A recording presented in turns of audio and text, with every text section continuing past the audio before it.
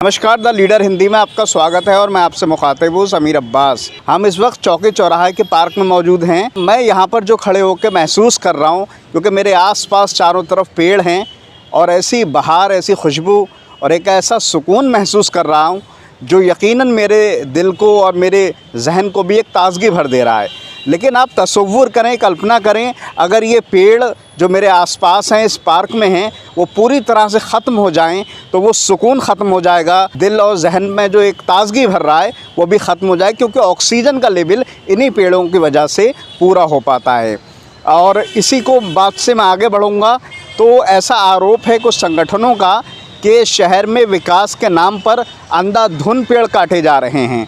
तो उसी को लेकर एक विरोध प्रदर्शन है। हमारे साथ कुछ लोग भी मौजूद हैं। मयंक शुक्ला मोंटी जी मौजूद हैं, जो कि समाजवादी पार्टी से जुड़े रहे और आज भी जुड़े हुए हैं, लेकिन इस टाइम सियासी बैनर और सियासी बात करने के लिए मौजूद नहीं हैं। जो हमारा वृक्ष है, जो पेड़ हैं, जो दरख्त हैं, उनको नई ज़िंदगी देने के लिए वो यहाँ मौजूद हैं। तमाम चीज़ों को समझने की कोशिश करेंगे, क्योंकि पेड़ सिर्फ इंसान की ज़रूरत नहीं है, बल्कि जानवरों की भी ज़रूरत है, पक्षियों की भी ज़रूरत है और भी लोगों की ज़रूरत है। अगर पेड़ नहीं रहेंगे तो इंसान का वजूद भी ख़त्म हो जाएगा। तो मैं शुरुआत यहाँ से करूँगा, क्या पूरा मामला है और कहाँ क्या आरोप है आपका, किस तरह से वृक्ष काटे जा रहे हैं? देखिए, शुरुआत में यहाँ से करना चाहूँगा कि जो प्रकृति है, पर्यावरण है, पेड़ हैं, पशु पक्षी हैं, ये ईश्वर का प्ररूप हैं। ईश्वर साक्षात रूप से इन्हीं के माध्यम से हमारे बीच में मौजूद हैं। आप समझिए, एक पेड़ पे कितनी गिलहरी रहती हैं, चिड़िया रहती हैं, ये हमें ऑक्सीजन देते हैं। पूरे जीवन में कई कुंटल ऑक्सीजन वृक्ष हमें देते हैं, बहुत सारी ऑक्सीजन देते हैं। एक वृक्ष इतना ऑक्सीजन देता है कि वो 10,000 लोगों को पूरे जीवन में पोषित कर पाता है।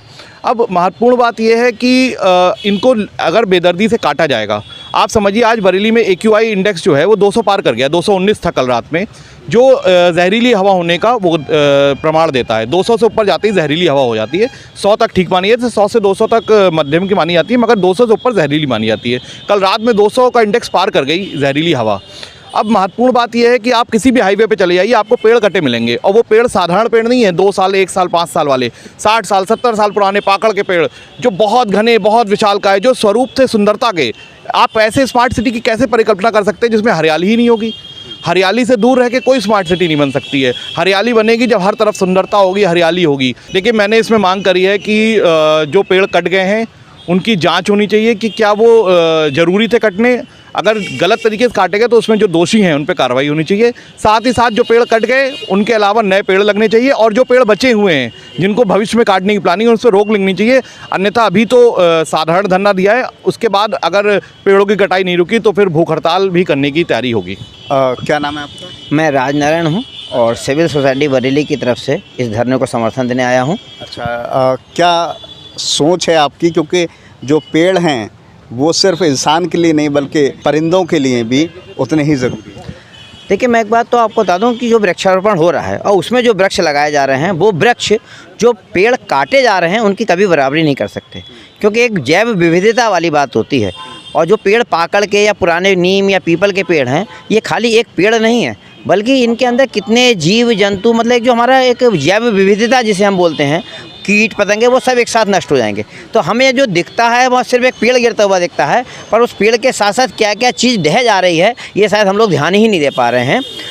अभी पिछले दिनों हमने विश्व पर्यावरण दिवस भी मनाया था। जाहिर बात है, इंसान का वजूद जो है वो दरख्तों से है, पेड़ से है, पक्षियों से है, और उससे ही मिलकर हमारा पूरा सिस्टम बनता है। अब देखने वाली बात ये हो गई कि ये तो जांच का विषय है कि जो पेड़ काटे गए हैं वो अवैध तरीके से काटे गए, उनकी ज़रूरत थी या नहीं थी, ये तो समझने वाली बात है।